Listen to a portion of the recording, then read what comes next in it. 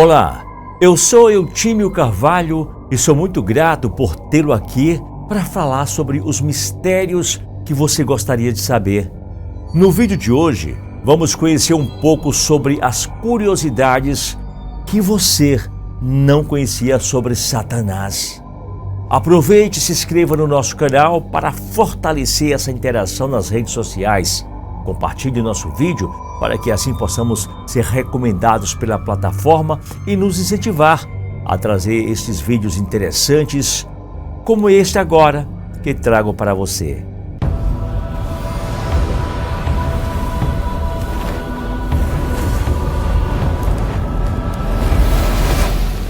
Satã, Diabo, Tinhoso, Lúcifer, Satanás, são tantos apelidos para ele que fica difícil saber qual realmente é o seu nome, se é que ele tem um. Satanás é uma das figuras mais populares da religião moderna e na cultura pop, mas suas aparições em textos religiosos tendem a ser confusas.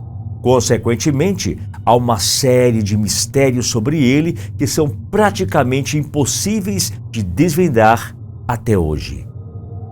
Seria ele a serpente do Éden?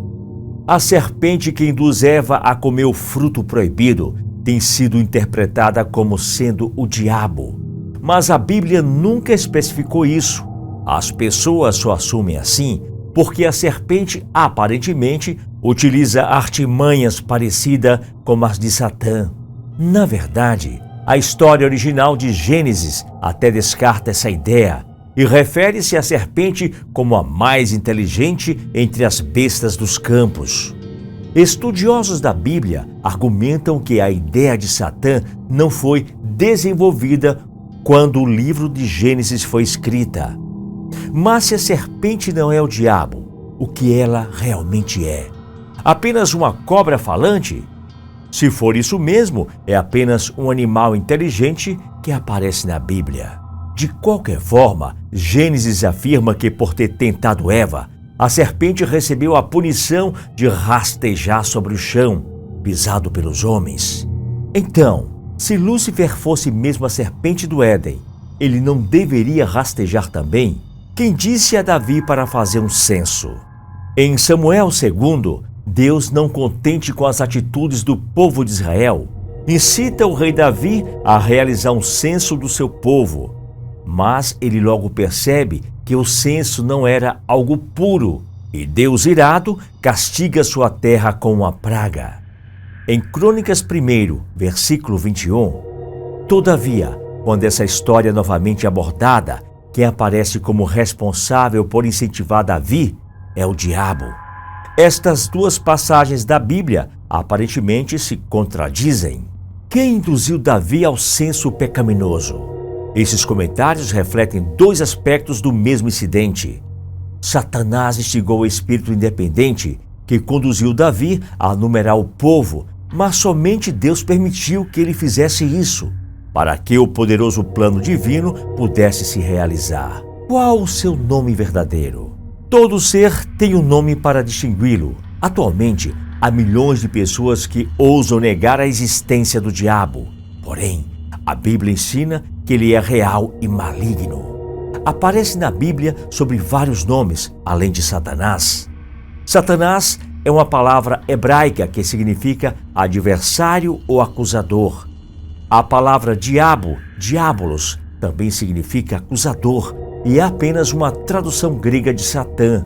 Normalmente chamamos o diabo, mas quando utilizamos Satanás, tratamos como se fosse um nome sem utilizar a proposição o. Porém, como vimos, se tratarmos assim, estaremos cometendo um erro, já que Satanás e diabo designam a mesma coisa.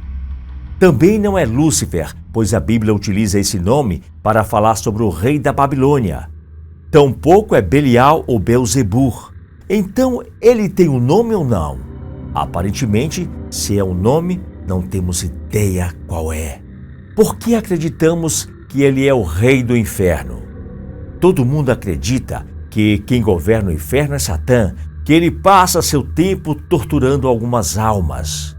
Só que essa não é a crença das religiões monoteístas. e obviamente não há afirmações sobre isso na Bíblia, onde ele é apenas associado ao inferno, no sentido de que ele permanecerá lá no juízo final. Então, de onde vem essa ideia de que Satanás é o rei do inferno? Bem, é um mistério. A teoria mais popular é que ele foi confundido com deuses gregos romanos do submundo como Hades. Outra teoria aponta para o zoroastrismo, fazendo ligação com o Angra Mainyu, que atormenta os ímpios depois da morte. Enquanto não há outra resposta para isso, a crença do rei do inferno continua popular. O mesmo Satanás aparece no Novo Testamento e no Velho Testamento.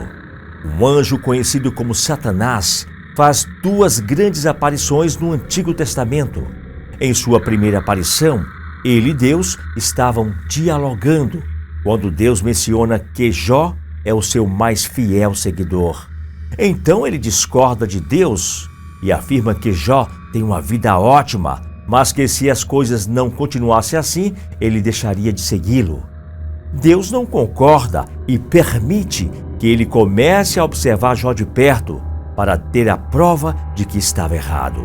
Sua segunda aparição é em Zacarias, onde o sacerdote Jóshua está à frente do tribunal celestial. Satanás acusa Jóshua, mas o anjo defende. Em ambas ocasiões, ele parece estar servindo a Deus como uma espécie de promotor celestial. No entanto, pelo Novo Testamento, Satanás é explicitamente o rei dos demônios e aparece como maligno. Então o seu papel mudou de um testamento para o outro? Ou não seriam menções da mesma entidade, já que Satanás é apenas um título? Ele realmente tem poder na Terra? A maioria das versões populares sobre Satã lhe atribui grandes poderes, mas o ser bíblico é realmente assim tão poderoso aqui na Terra? Isso é um pouco incerto. No Antigo Testamento, ele é capaz de instantaneamente arruinar a vida de Jó, mas só depois que Deus lhe deu permissão. No Novo Testamento, ele apenas instiga Jesus a usar os seus poderes. Por exemplo, quando Jesus está com fome, Satã lhe diz para transformar pedras em pão, mas não se oferece para fazê-lo. Por outro lado, Marcos 5 e Lucas 8 afirmam que Jesus expulsou demônios que possuíam dois homens, que dá a entender que os demônios ou Satã podem possuir as pessoas de alguma forma. Satã também ofereceu a Jesus todos os reinos do mundo, apesar de não ficar claro se ele realmente pode fazer isso. No entanto, a posição oficial dos maiores grupos cristãos é que Satã não tem um poder para mais do que tentar as pessoas ao pecado. Como foi criado a sua imagem? Atualmente conhecemos uma imagem do diabo clássico, que inclui chifres de cabra, pernas e uma forquilha. Em desenhos, ele ainda pode aparecer com a cor de pele vermelha. Porém, nenhum desses detalhes aparece na Bíblia. Então, de onde vieram? O chifre de cabra pode ter vindo do deus grego Pan, que era muito temido por todos que precisavam atravessar florestas e bosques, especialmente quando essas travessias eram durante a noite. As trevas e a solidão acabavam fazendo com que as pessoas ficassem aterrorizadas, com muito medo súbito e sem explicação, e acabavam associando esse medo a Deus Pan, pânico. A forquilha pode ser o tridente de Poseidon. A cor pode vir do grande dragão vermelho, descrito no livro do Apocalipse. Mas essas teorias nada mais são do que palpites. Da mesma forma como falamos nos itens anteriores, ninguém realmente sabe. Qual sua conexão com o Anticristo? O Novo Testamento faz várias referências a um falso Messias próximo chamado Anticristo, entre outros nomes. Ambos os livros, Tessalonicenses e Apocalipse, associam o Anticristo com Satanás, mas deixam claro que eles não são a mesma entidade. Então, qual a conexão de Satanás com o Anticristo? No período medieval, o modo de explicação sugeriu que o Anticristo era o oposto de Cristo em todos os sentidos. Assim como Cristo era filho de Deus, gerado por uma virgem, o anticristo seria filho de Satanás, gerado por uma prostituta. Isso parece ter sido baseado em uma interpretação literal da palavra anticristo, mas a ideia ficou popular graças a filmes como A Profecia. No entanto, a ideia de um anticristo como filho de Satanás é rejeitada pelo cristianismo.